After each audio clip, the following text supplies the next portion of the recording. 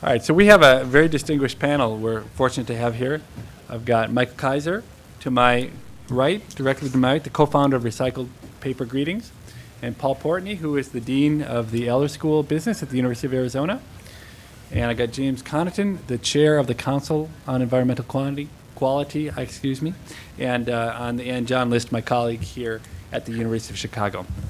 And I know before we jump into the nuts and bolts, Paul, you wanted to make a short statement. I did. Stephen, thank you. I just wanted to say, when I was invited to participate in this, that I thought it was extraordinarily generous of you all, because in a way, I'm not from this family.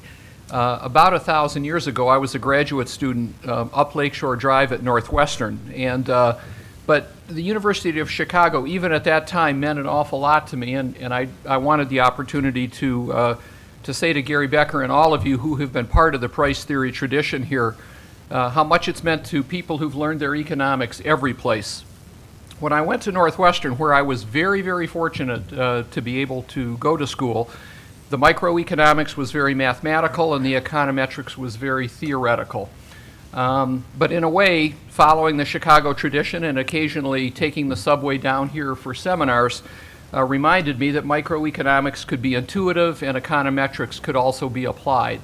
And that had a big influence on my graduate education, even though I was at the other prominent graduate school here in the city of Chicago at the time. And I just want to recognize the sort of the light that people at the University of Chicago have kept alive for people in economics who get into economics for rather more intuitive than for mathematical reasons.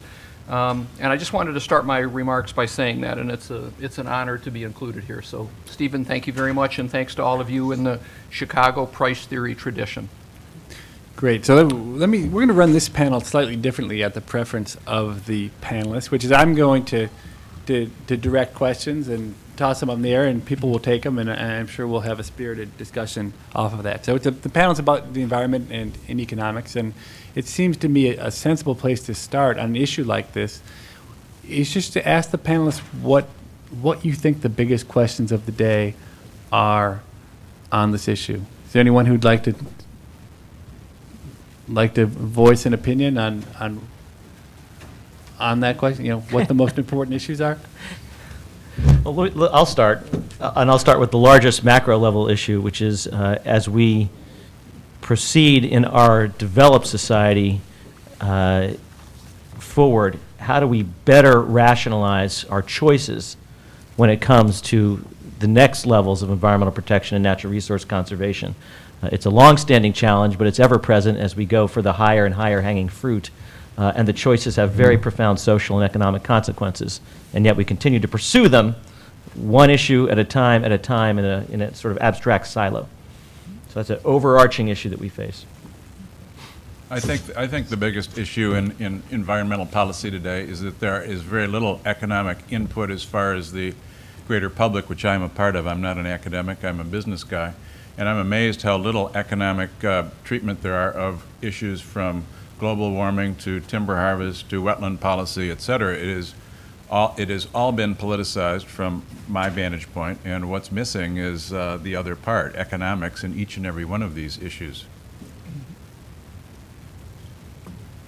Paul, go ahead. I'll go for it. Well, I guess I agree with what both of my predecessors have said. I actually think that this is an area where we can be somewhat celebratory, because I guess I'm a believer that in the area of environmental policy, arguably, and I would anticipate maybe even a spirited argument here, that environmental policy has been a considerable success story at the level of the federal government. Certainly air quality and water quality around the United States are significantly better in every major metropolitan area than they were 35 years ago when we began a significant federal presence. So I think in the Western developed economies, in industrial democracies, environmental protection has been a huge success story. And I think sometimes people get so pessimistic about the inability of government to do anything that they don't want to look at evidence from programs where we have been successful. It's also the case, and I think this is one of the important lessons of economics, that we could have had an awful lot of the success that we have had here for a lot less money than we have spent if we had used the market as a tool of environmental protection the way we were beginning to teach in the classrooms here at Chicago and at Northwestern and in good schools, public policy schools and economic schools all around the country 35 or so years ago, because it was in the 1960s that John Dales talked about the notion of marketable discharge permits. Professor Pagoo, a long, long time ago, talked about the idea of taxing pollution, but it's really only been in the past 10 to 15 years that it has been used as a significant tool of environmental policy, and we could have accomplished an awful lot of what we accomplished in the past for a lot less money if we had used economic incentives as tools of environmental policy. And I think we would have been smarter in our selection of goals if we had used benefit cost analysis to help inform the selection of our pollution targets. And here we have George Tolley and Arnold Harberger and other people at Chicago who pushed improvements in both the theory and practice of benefit cost analysis. So we've done an awful lot in environmental protection. I think we could have done even better. I certainly concur with that, but when I don't paint as rosy of a picture of the history of what's occurred here in the U.S. than perhaps Paul would. What I see is a dominant command and control type of regulation, which is essentially the government saying, here's what we want you to do, and here's how you will do it. So there's very little chance for innovative behavior for people like Mike and others to not only maximize profits, but also maximize being green. Now, other issues of the day that I see are these more global commons issues like climate change. We all hear about climate change and how important climate change is. Now, the solution that I see in this particular aspect of government policy making is somehow we need to delink GDP growth from carbon emission growth. When you look at the time series data, it's very clear that when GDP goes up and down, that's exactly what happens with carbon emissions. So some way, somehow, we need to think about mechanisms and institutions to delink carbon emissions from GDP growth. Now, another aspect of the commons problem that is not well advertised is biodiversity. And what I'm thinking about here is diversity in the stock of the genetic materials. When you look at the extinction rates in the past 100 or 200 years, our extinction rates of species, not only animals but also plants, is about 10,000 times the natural rate of extinction over the history of the Earth, which is about 9% of species every 1 million years. So to think about this as a Noah's Ark problem, I have a finite set of resources, and I want to think about how to use those resources to maximize my conservation efforts. These sorts of ideals, I think, are particularly well suited for what we as economists can bring to the game, not only the policy circles, but also in terms of theoretical derivations and to empirically test these various mechanisms. And John, you like biodiversity just for the sake of biodiversity, or you think there's biodiversity is important for several reasons. When we look at, for purposes of medicine, for example, roughly 25% of prescription drugs are derived from plant species. When we think about ecosystems and how fragile they are, ecosystems tend to be more robust if they have more diverse, a more diverse composition. When you look at the production of agriculture, it's linked very closely to derivations of plant species that allow us to apply pesticides and other applications.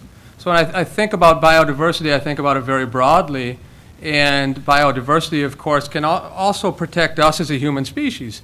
The more diverse we are, the more likely we're able to withstand shocks to our system. So let me ask about markets. So Paul, you talked about the success of markets, and the sulfur dioxide is probably the leading example. But could you just walk us through, any of you, whoever knows the most about it, just about a couple of places where markets have been effective, and are there places where we've attempted to use markets and they've failed to accomplish the goals that were set out? Actually, I think I'll start with markets in its purest form, which is markets without the hand of government. You're describing a government instrument to create a market-based mechanism to achieve a goal. To me, one of the most fascinating green outcomes of recent history is the fact that every place you go, you now see a flat panel monitor. That is a product for which the consumer gladly pays 3 times as much than its predecessor, the CRT, and yet it has a substantially reduced energy utilization, significantly fewer hazardous materials, is capable of being recycled in its near entirety at the end of its life. And again, the market pays 3 times more for it than the CRT, which is laden with lead and is heavy, difficult to dispose of, and yet this incredible environmentally beneficial result has occurred without anyone recognizing it as such. And so one of the biggest issues that is not studied nearly enough is how much environmental improvement, energy efficiency improvement and what have you, has occurred actually through the good old-fashioned force of marketplaces and the ability to provide a product that has high human amenities while at the same time very low environmental downsides. In fact, there's certain products these days that are a net add back to the environment. So that is an area that's massively overlooked, and yet when I look around me, I see it everywhere. I'll relate then a similar example in the realm of when I did my old environment management consulting days. I would ask plant managers, I would ask them, how many environmental engineers do you have? And of course, they'll say, oh, it's this guy. And it would be some person who's in charge of writing permits. And I'd ask the plant manager, and I'd say, well, what are the other 85 engineers doing? They said, oh, well, they're working to be sure, we're working to make our processes efficient, make sure they run on time and everything else. And I'd say, well, the goal of your operation is, how can you take 100% of raw material and turn it into 100% of sellable product and get that product back and to reutilize that material so you don't have to buy any new raw material, right?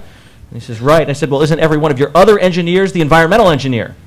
Again, forgetting that these are where the decisions are actually made. It's not the person writing the permit that's making the efficiency choices. It's the people working on this level of productivity that can create a virtuous value chain.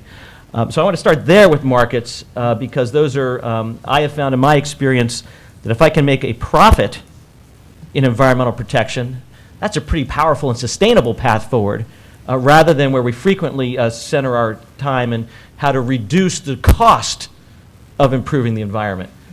Massively overlooked area. I'm happy to jump in, although I'll be interested to hear what Mike has to say about that because he's a businessman who has a lot to do with recycling because of market signals that exist, not necessarily because of government intervention and the creation of markets. Steve asked where we have been particularly successful in using the market as a tool of environmental protection, and sulfur dioxide is certainly the best example. In the 1990 Clean Air Act amendments, we set up a system of tradable pollution discharge rights, and that's now expanded to other pollutants. It's expanded beyond the United States, and I tried to think about this a little bit as I was preparing for this panel, and I would say at a minimum, in the world today, we're saving at least $10 billion a year by virtue of using these constructed markets for environmental protection. Before I moved to the University of Arizona in Tucson, where I should point out it's a little bit warmer than it is here. Before I moved there, I was president of Resources for the Future in Washington, a think tank that I'd like to think really has done the job over a long period of time of keeping these ideas alive, of taxing pollution or marketable discharge permits. And I think back to the discussion we just had about hedge funds. If we could just have a little bit of that $10 billion per year in savings from using these incentive-based approaches, the current president of RFF would have to spend much less time fundraising than I did when I was there. But Stephen, you also asked, where have we not been so successful? And I think one area where economic incentives needs to play a much bigger role in policy going forward is in the area of water resources. Water is currently allocated generally along very legalistic lines so that farmers who have appropriations for water use it where it has a value of about $2 an acre foot. And there are cities or other potential users of water who would pay as much as $1,000 an acre foot for that water. But if the farmer sells it to a municipality or a golf course developer or whoever it is that wants that water, that then is taken as an indication that the farmer doesn't need it anymore, and the water right gets taken away. And so we continue to use water in extraordinarily low-valued agricultural uses when it was valued much more highly in other uses, but there's an impediment to the sale of the water, and we need to do a much better job in the United States going forward of making water rights more marketable, because it will be one of the resource constraints, certainly in the part of the country where I live now. And what's the obstacle? Why does the Coast theorem fail here? The obstacle is trying to reform water law, about which I'm sure all my fellow panelists know more than I.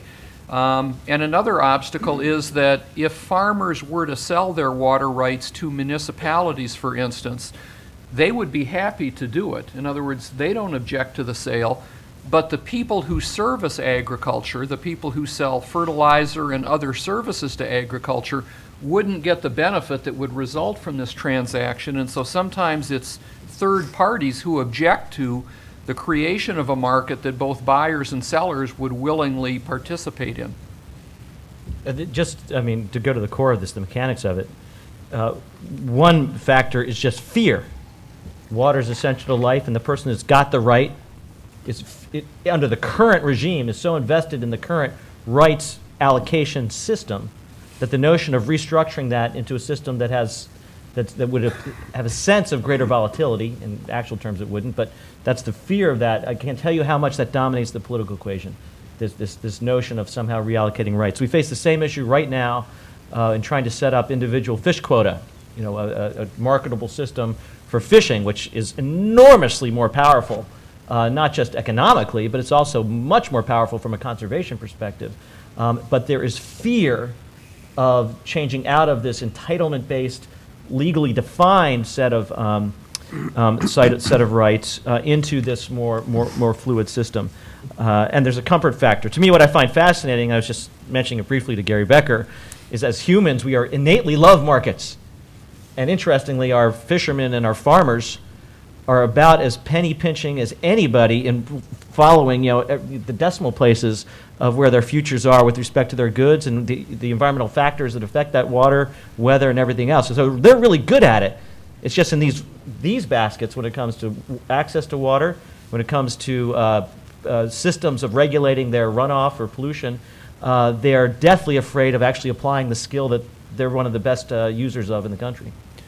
Who is against taking the exact allocation of water rights as they are, but making them fully tradable? I mean, it seems like that would be the only people who should be against that are the future entrants who don't have a say in the political process. I guess the fertilizer guys, but I can't believe that the fertilizer guys are the ones who dictate policy in this country. Well, no, it's fundamental. This is my water.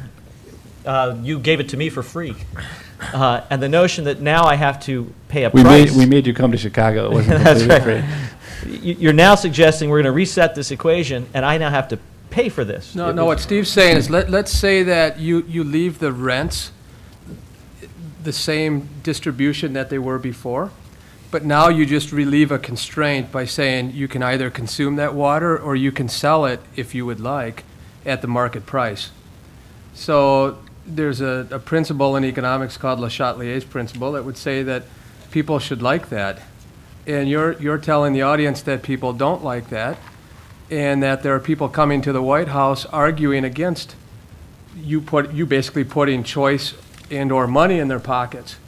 So can you tell us who is arguing against these sorts of Actually, when it policies? comes to water, it doesn't even get to the White House, because water is fundamentally a state issue. It's one of the last remaining ones, and so it doesn't even get that far.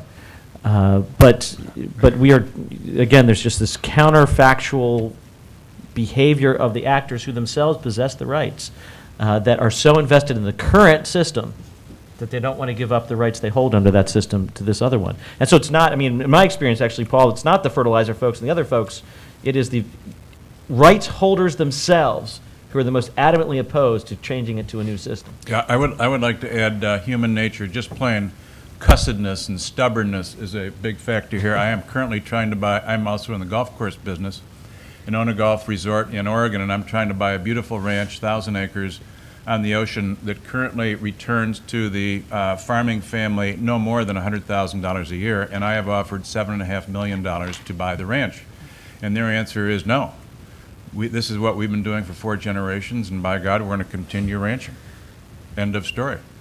Right. I think the argument could be rationalized through some sort of dynamic argument whereby if you think the government now wants to move to a new system, even though they will give you the same allocation of rents the next period, this might lead to the very next period after that, maybe these rights are auctioned off and the proceeds are given to Treasury. That's one way you could think about this dynamic element, and people don't want to move from the status quo, not because of the rents in the next period, but because in the future, this might lead to a different mechanism whereby the rents are distributed differently. Yeah, but John, you're not giving a hypothetical. We in the new air pollution legislative proposals, Right. we proposed auctioning 1% of the permits, just 1%, and Right, it but- shut down the political debate. Yeah, that was when I actually worked at the White House, so I have a really good, and I talked to thousands of lobbyists. It wasn't really 1%. What it was 1%, and it ratcheted up every year. And then over time, in the limit, the public owned all of the right, and the polluters were paying for it. And that's what I argued, that the hardest step is to go from free to 1 penny. Yeah. That is truly the hardest step in pricing pollution. But when you go from 1 penny to $5 a ton, for example, that's a lot easier step.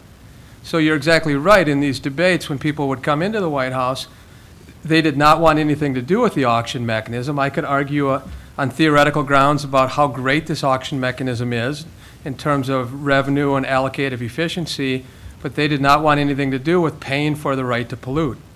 So again, it's going from 0 to 1 cent in this dynamic notion. It doesn't matter when you go to 1 cent, whether it's in 20 years or next year. And so how with sulfur dioxide did it ever happen? Well, remember, all of these permits are given to the polluters up front, and then they can sell them. So you might hear about the auctions. The auctions are, the polluters are given the right to pollute, and then they send those back to EPA, and any proceeds then are sent back to the polluters.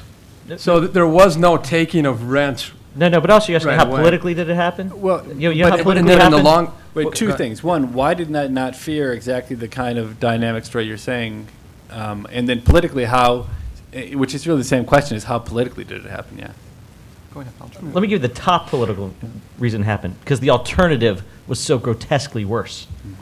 It was very clear in the late 80s that the power plants were finally going to have to control sulfur, having been grandfathered during the energy shocks of the 70s. And so what they were looking at was a EPA designed in partnership with the state-by-state regulatory process that would have imposed a command and control structure on them that, again, if we don't know, we'll never know the exact figures, but the difference in compliance, cost could have been, it was $24 billion to cut SO2 in half. The cost could have been $50 billion if we had done the classic command and control approach, especially if it had been done on identical timelines where they all compete for capital, labor, and equipment at the same time. So, and then the shutdowns and everything else that goes with that. So this is one of those where, again, the ridiculous kind of approach, this top-down command and control, state-by-state system, was so much worse that they were desperate for an alternative solution. And then the parties, there were some very progressive groups, RFF, Environmental Defense, and a handful of environmental activist groups who were so desperate to get reductions on this scale that they were willing to try the experiment. So it was this coming together of objectives. Let me change gears a little bit and direct this at Mike about your experiences trying to make profits from being green. I think there are a lot of people who'd just be interested in hearing about your career in doing that. All right, well, let's see if you're right. I'll limit this to a brief history. In 1971, my partner and I and my wife, Lindy, did want to profit from the emerging green movement that was characterized by Earth Day in 1971 as well. And we set out to print Christmas cards on 100% recycled paper, and we thought that would sweep the country and revolutionize how the consumer marketplace, at least in paper, was conducted. What we found was the following. It was 100% recycled paper was then and is still today a rare commodity. Then it was not even white. It was pink, it was green, it was brown, it was ugly, and it cost twice as much as virgin paper. These days you can get a white piece of recycled paper, but we still pay 40% more. We found further that almost no consumers, I'm in the consumer products business, almost no consumers would buy a product that they didn't otherwise like just because it was 100% recycled paper. We found also over the last 35 years that other than paying more for the raw material, paper, the mass of consumers would pay no more than the competition. If Hallmark and American Greeting were selling their products, as they are now, for $2.29, if we're selling to the mass market, which we tend to do, we have to price our greener, better product at $2.29. If we are selling, and I submit that this would be my rule, if you can fashion a product that sells to the green appreciating market, I call the fashion class, affluent, too much money, they like politically correct things, and currently green products are politically correct, you can charge them anything. Look at Whole Foods as a retail establishment. Or look at hybrid vehicles that cost $20,000 more than they should, and those are doing fairly well. If you're selling, though, to the mass, that same John mentioned how tight-fisted most people are, and we have found that the consumer is just like the commodity buyer in industry. They will pay the least amount, regardless of whether it's green, brown, or pink. That's my take. Okay, and in your golf course development, has there been an element of this as well, or no? I would say there's an element in the fashion class that if you can correctly characterize your place, your product, your golf course as Audubon certified, for example, you could charge more for a club membership or a greens fee. But most of golf is a mass market, and that is entirely priced regardless of whether you recycle your water or use brown water or don't use many pesticides or use a lot of them. Most of the market doesn't care. See, the issue we face with that is in the designer green setting, it works when it stands itself up as an elite outcome. And of course, from the environmental perspective, which is what I care about at the end of the day, the environmental performance, you end up getting little teeny bits of performance at a high profit, because it's deemed as a luxury item. Once it becomes mass produced, like anything else, then people don't care about this extra value of being green, right? Because then it's commodified, and therefore you've just completely liquidated even the tiny bit of environmental outcome you're after. So again, one of the things that always animates me is how do we mass produce the profitably green outcomes so that they are sustained into the future? And yet so much of the effort is on these designer type systems, the Whole Foods type approach, and the like. And we lose sight of the fact that we have billions of other consumers who are actually the ones affecting the environmental footprint that we care about. Let's bring this back, if we can, for just a second to the Chicago price theory tradition, and I want to see if I can do this in a way that doesn't bore everybody to death. I think the problem that Mike has, or people who try to sell recycled products, is that they compete with products that in some cases, not in all cases, but in some cases don't cover all of their environmental costs. And in those cases, he or proponents of recycled products have a legitimate beef. If it's the case that by cutting down trees and producing pulp the traditional way, we're doing harm to the environment, and one argument you could make is that we're destroying a store of carbon and in the process heating up the planet unacceptably, then he's competing against something that's being subsidized by not having to cover all the costs. Those of you who have young kids, which I no longer do, know that you can no longer throw away a plastic cup or anything without your children saying, oh, no, no, we have to recycle here. To some extent, and it's heresy to say this, I think to some extent we go too far with recycling in certain realms, and I don't know whether we do in paper or plastic or whatever, because it's not like we've run out of landfill capacity in the United States. When I hear people say that may be true on a regional basis, but most of us ride planes, and if you ever look out the window, it's hard to believe that we've run out of places to build a landfill.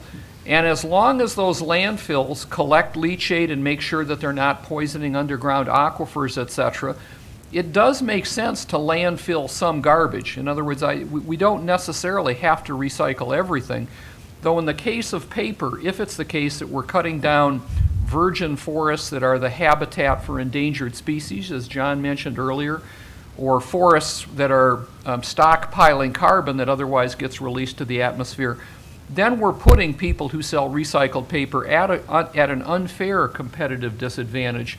And trying to get the market signals correct is critically important so that recycling anything can compete with products made out of virgin materials.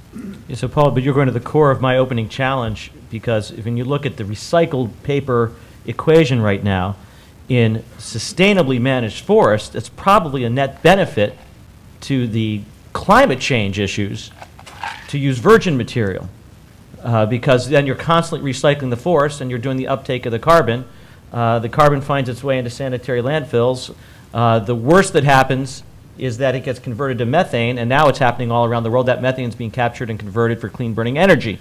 So when you run through the equation today, it's very different than some of the precepts that underlined the recycling movement for paper long ago.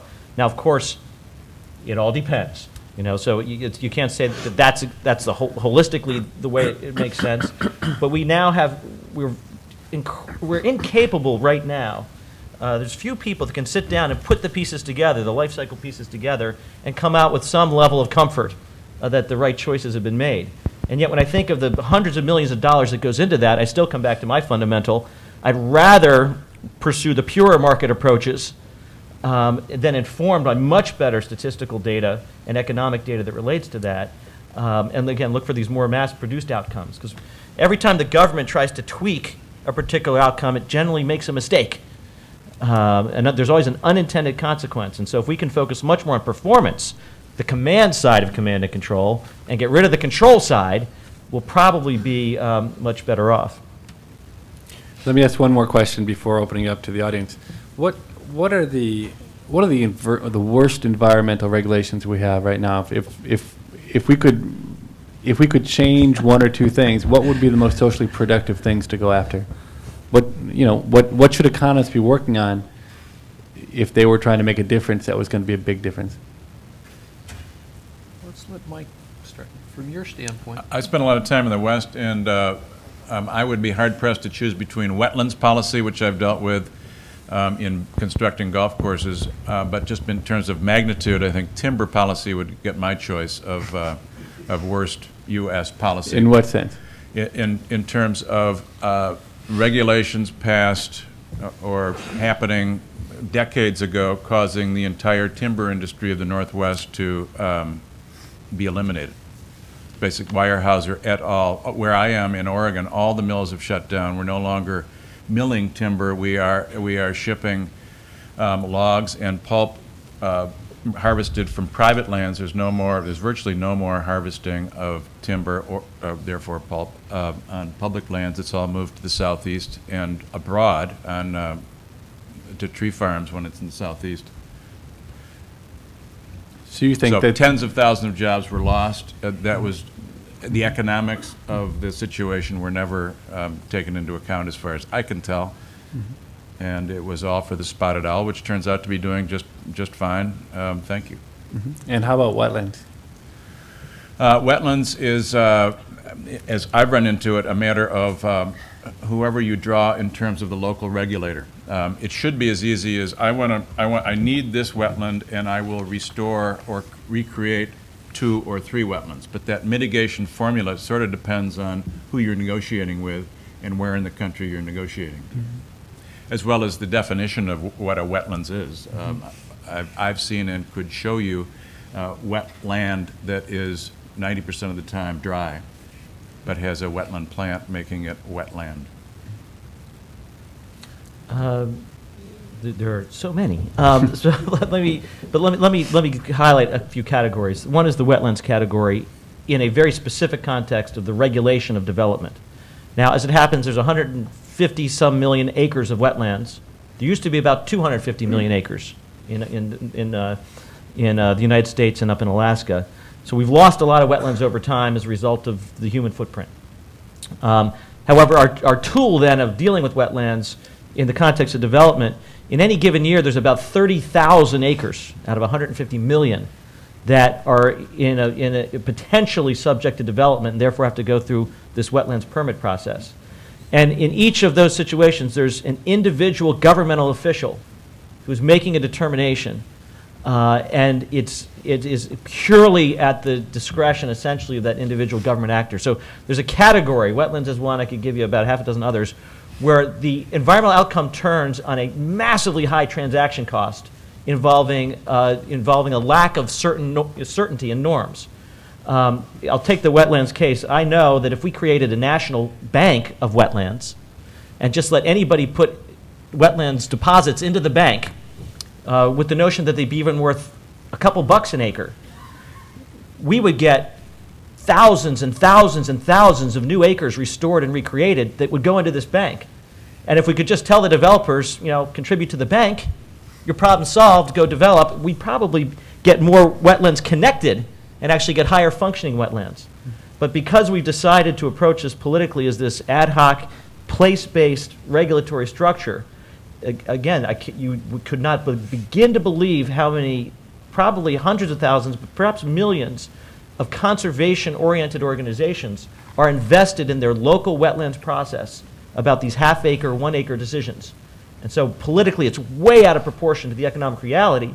The environmental benefit, we're losing this huge opportunity. And am I correct? I think the developers, you give me a bank and I'll make my withdrawal from that, is the way they'd want to go. Even if you didn't pay me, just put my name on a plaque. Yeah.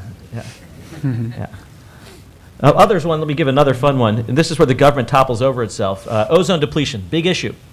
Very important. We ended up with very strong, aggressive command and control policies to stop the release of ozone-depleting substances.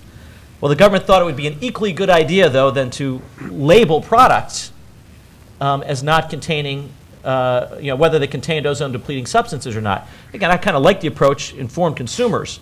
But once you've made the regulatory mandate, you don't need to inform consumers. And so the business industry around the world spent easily over $100 million. I bet it could have gotten as high as $200 million in a labeling regime that had zero real market impact. Okay, so it's this doubling on top of itself. And government can't resist that. In wetlands, by the way, we have 40 government wetlands programs, all of which have the same objective. But they're 40 different programs, each of which, I mentioned just one. I didn't mention the other 39. So just give you a feel, that's the kind of thing, when I talk about rationalizing government policy, we have a lot of opportunity. Paul? I guess I'd like to jump in here, and I might provoke a counter reaction from both Mike and Jim, and maybe from John List as well.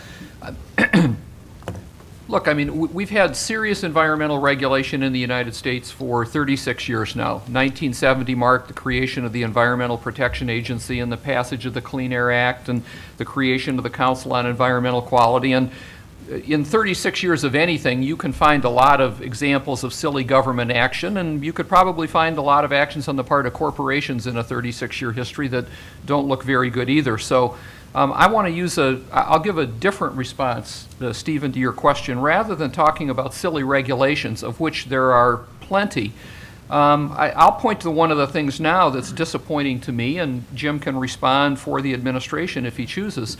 We now have sort of unprecedented exploration of natural gas in the West. Market price of natural gas is very high.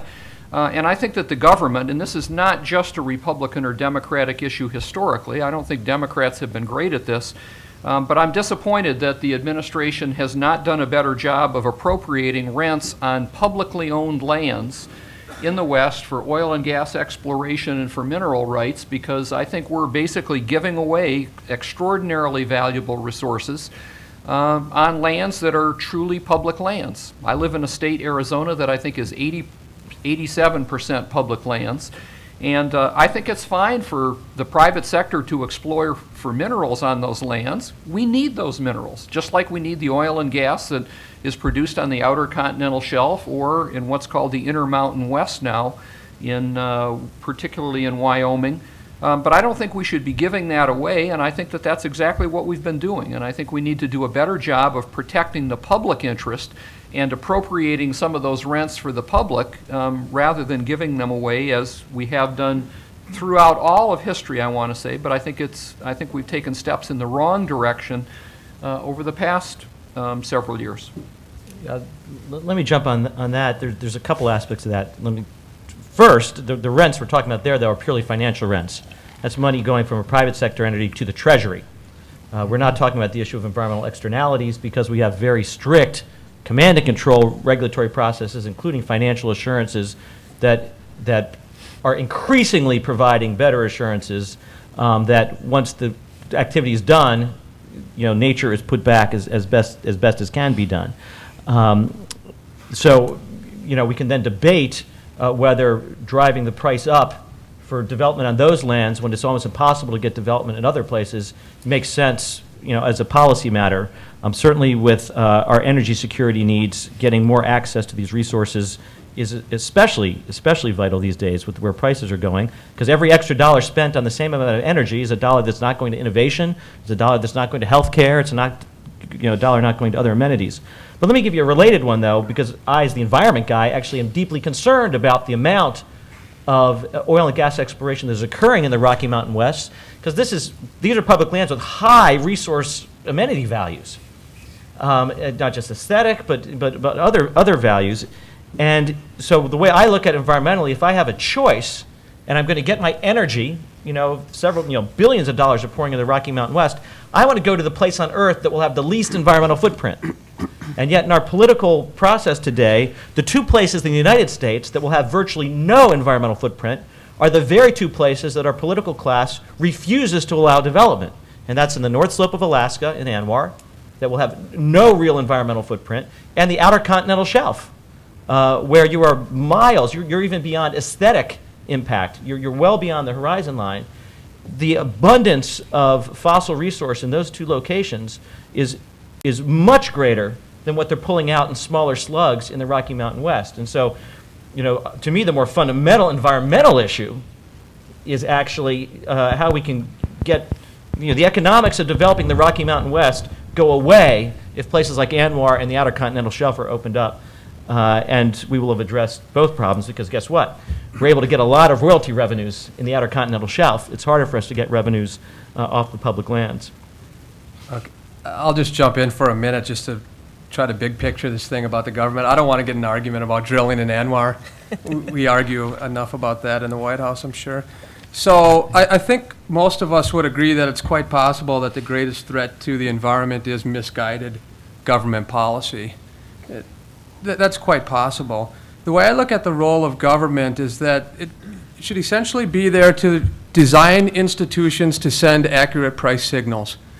And once we think of it that way, we can look at our history, which has achieved significant environmental gains at perhaps a very large cost, because we can look at command and control, and it's there in water, it's there in air, and endangered species, it's there. And numerous studies show us that the cost to actually achieve those same sorts of environmental gains could be 20, 30 times less than what we're observing under a command and control regime where we're very strict. So I think it's fair to say that when we think about the market, we think about flexibility, and the government can actually be a very good producer of accurate price signals in the optimal world. Well, that's where the question then, we haven't gone there yet, what are the best programs beyond SO2? Because I do want to be sure it's fun. I like to solve problems, and we got a lot to solve. But we have a lot of, we do have a lot of successes. Although Paul, John, I would disagree about the biggest threat is not regulation. I want to get more humanistic than that. The biggest threat to the environment is still poverty. The biggest threat to the environment is still disease. If you want to get on a lower level, around most of the world, it's still lack of access to safe drinking water and sanitation, and massively uncontrolled air pollution from the burning of fossil fuels. So, those are still the big ticket items that we have to do a lot more work on. John, you want to respond to that? No, I thought we were talking about the United States and the threats to, but I don't want to. Yeah. I don't want to. I don't want to be too harsh on the Bush administration. Are there? Let me open up. Anyone have questions they'd like to? Nobody? Yep. Patrick? Question for Mike, because we got halfway through the story. So here you are paying 40% more. How much more? Yeah, 40% more currently. 40% more for paper, recycling paper, which takes ground, but you're still successful in the market. So it was by better design, better messaging, better. Exactly. Yeah. Sorry, I left that out. What greeting card consumers want are design and message, and we learned that just by watching what sold and what didn't, and have grown the business 100-fold based on, I'd like to say, superior product compared with our big competitors, Hallmark and American Greeting. So why do you still use recycled paper? Good question. We've talked about that.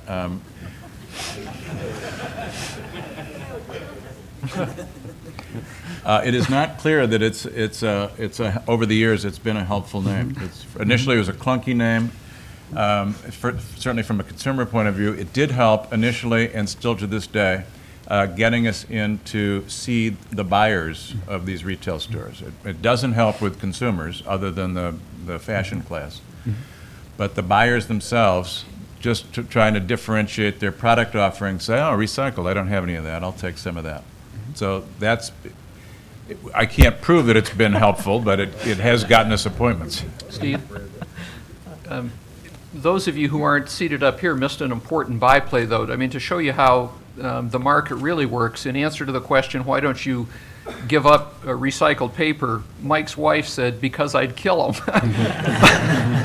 She's part of the fashion class. So it's not all driven by the market, I have to say. By the way, recycling is still critical because it's a raw material in many instances. Aluminum, if I think we're at 35% in America, but aluminum as a used piece of aluminum is massively efficient and eco-efficient. The difficulty we have is we don't have the distributional cycles to get it back to the smelters, but it uses something like 1/100th of the energy to take an existing aluminum can and reconvert it to aluminum than doing it raw. And so there's an issue where you need government and other actors to create a distributional network that can get that raw material back in an efficient way. And so we have this. That's in my view is a low-hanging fruit still. It's an overlooked kind of opportunity. I see everyone in the audience saying no to what Jim's saying, so maybe you guys should respond. I'd like to hear this debate. Why did you take up, if it's such an opportunity, why did somebody make a profit? Because it's a commons issue, really. Because there's so many individuated actors that for any single actor, there's not enough of an incentive to put together the networks. And so it's not only government, by the way, it's a whole series of actors. But the math is very straightforward. But there's only a few companies right now who focus on reutilization of recycled cans, and they just don't have the capacity to reach into all these different systems to get the cans back, because the cans come from one producer. They don't get the cans into the hands of the consumer and get them back. Yeah.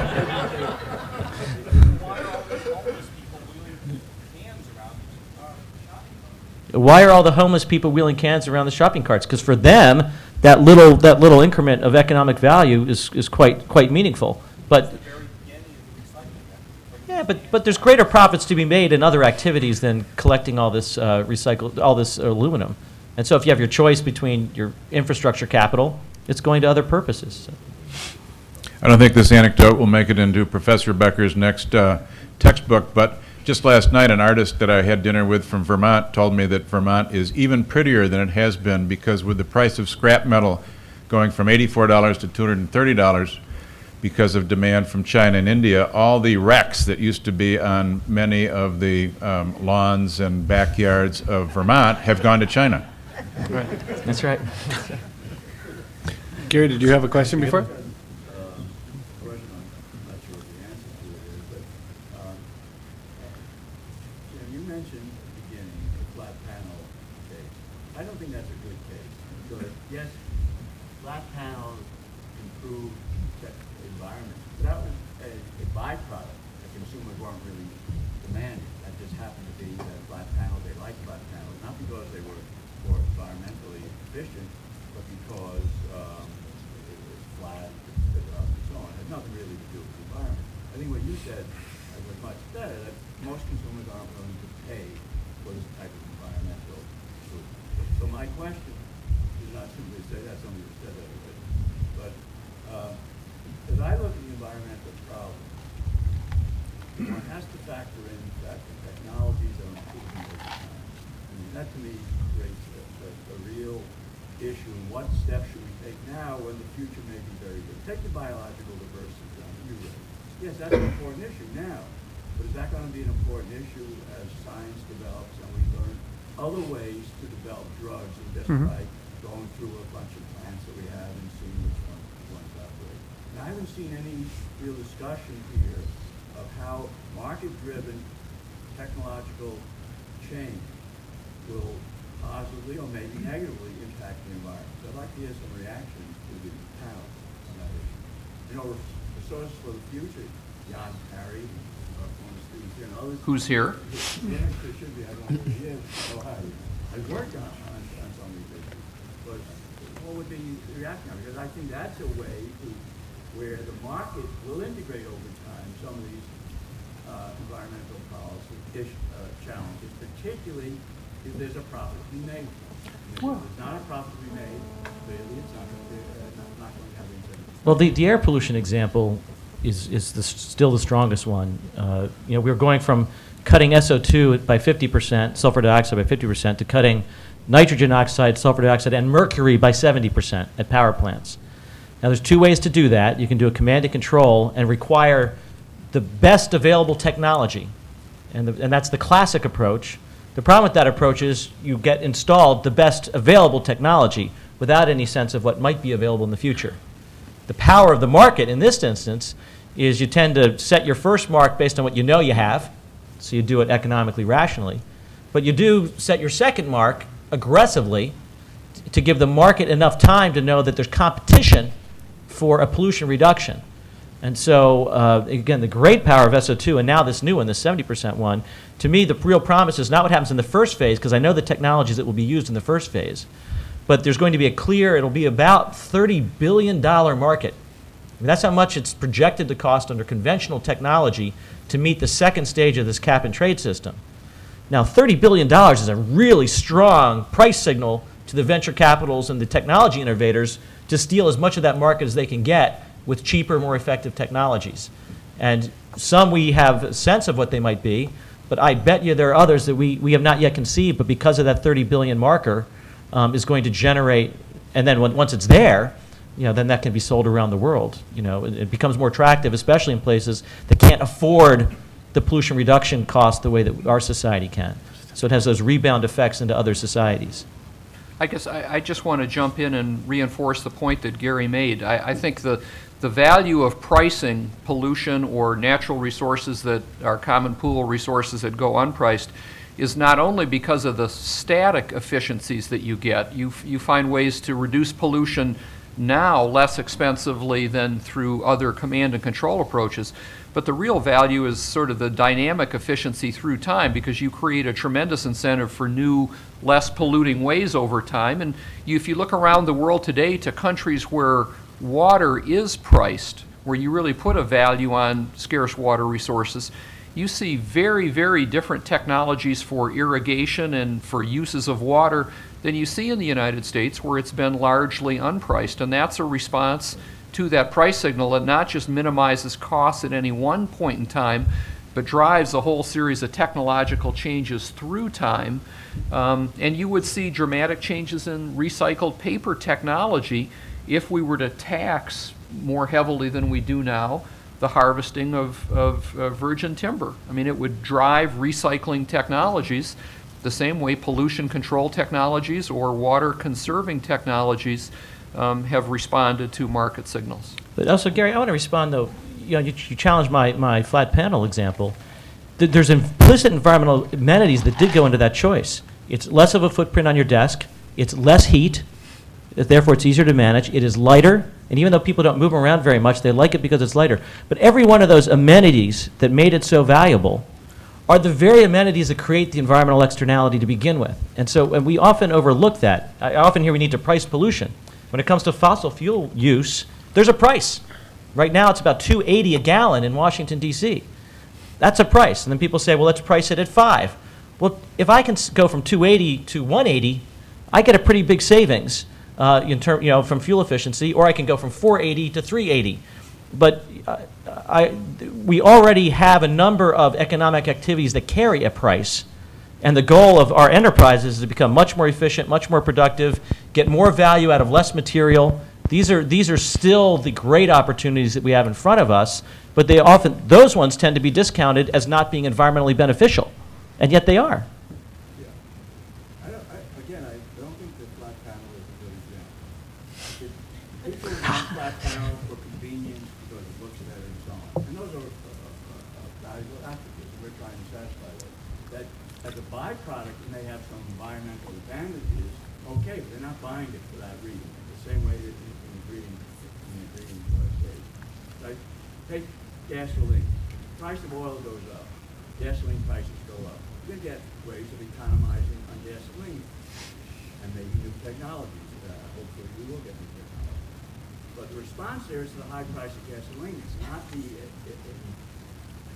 attempt to cut down on the pollution effects of driving. I think you want to distinguish those two because they sometimes go together.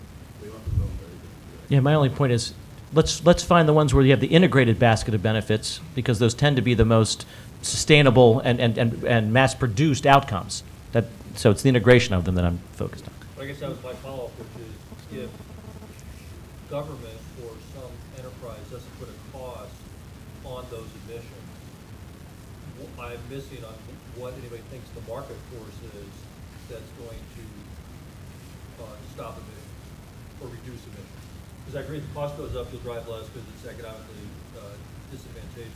But nobody's saying I'm going to drive less because of emissions. And so it seems to me, I'd be interested, where is the market force that's going to create that absent a government intervention of some nature? Well, often you need a government intervention. And air pollution, think of Baltimore, where I grew up in late 60s and early 70s. I mean, it was pretty brown, and people drove a lot of miles and still tolerated that. So the market didn't respond in a pure consumer choice perspective, and so government did have to set a performance outcome. I mean, so the environment is a commons often. Even libertarians, of which I hold myself with in some accord, will acknowledge environment defense are things the government has to have a role in. And what we're really talking about is the efficiency of the nature of the government action. And it is necessary quite often. I think the key is that there could be some pollutants where you could engage in bilateral negotiations and come to an efficient agreement. And there are other pollutants, maybe carbon would be one of them, where in 200 years that person's not here to negotiate. And that might be a case if you believe that aspect of the science where you might want government intervention to send some sort of appropriate price signal.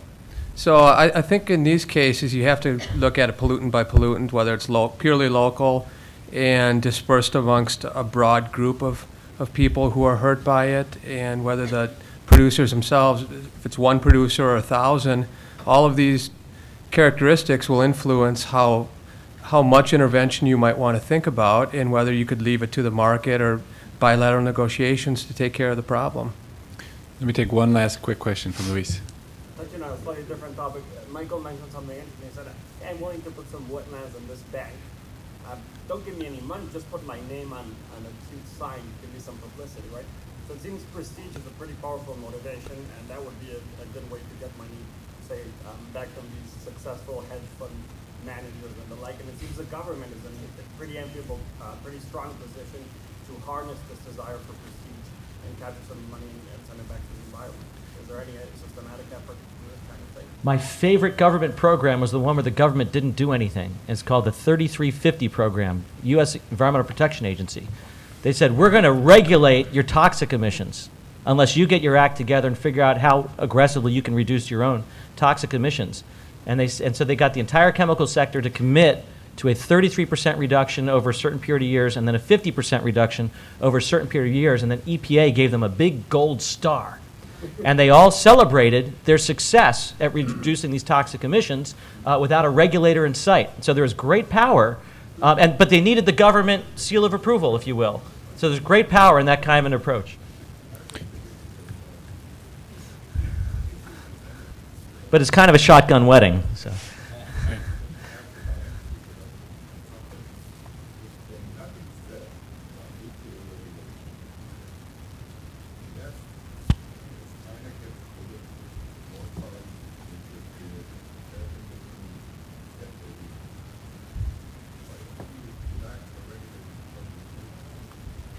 The question was nuclear power. Why haven't we talked about it?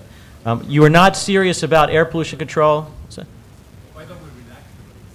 why don't we relax the regulations?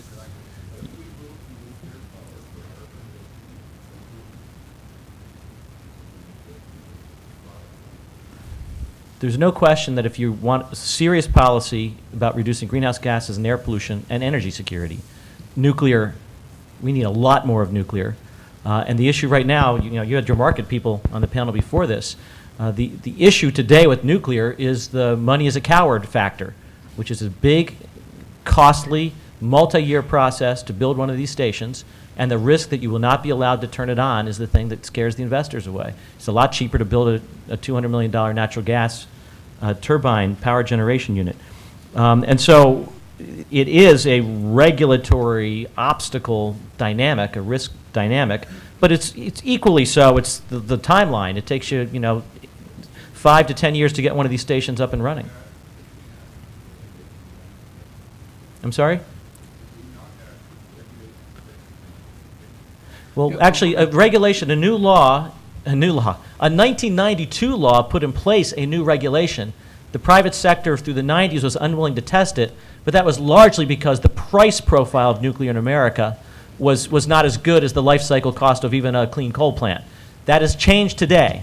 Nuclear now, the economics of it make more sense, but now the remaining issue is this regulatory risk. I would note in China, they plan on building 30 to 40 new nuclear plants. Now their government owns the economy, so they'll make it happen. But even if they do 30 to 40 plants, that will still represent less than 4% of their power production. So we still have a lot of work to do with them on cleaning up their coal. So nuclear won't be the answer in China for some time to come. Paul, you were going to. No, that's right.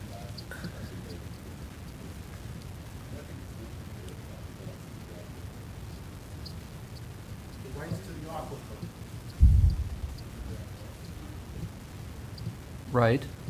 And it's a common pool problem, obviously, and ostensibly at least, one justification for government intervention. If everybody puts their straw in the same drink, you're going to deplete this aquifer because no one takes into account the marginal cost that is imposed on others by when you withdraw water from the aquifer. So you can make the argument that in that case that there's the need for some kind of collective action. I would argue that the best way to do that is to try to limit the amount of water that can be withdrawn and allow a market for water, as I suggested earlier, which various state water laws now stand in the way of, and mean that we use the water that we do withdraw, that we withdraw more than we should, and that we use the water that we do withdraw in a very, very inefficient way. We're basically throwing it away. And I think that that's a big natural resource challenge that we have now, where wiser use of market forces could make a big and productive difference. We've got a good sense of the price because people will pay up to $2 for one of these, and yet they squawk when they have to pay a tenth of a cent for the same amount coming out of their tap. Isn't it mainly businesses, agriculture, Absolutely. Yeah, and there's, I mean, people think of households wasting water, but that's a trivial part of the total water use. now that's an essential point, and the subsidies. So it's bad enough, the legal structure, but they're also subsidized in exactly the wrong way. Yeah, you're dead right. Great. Well, thank you very much. I thought this was a fantastic panel. We'll call it to a close, and there are refreshments outside in the winter garden. So, thank you very much. Thank you, Steve. Thank you, Michael.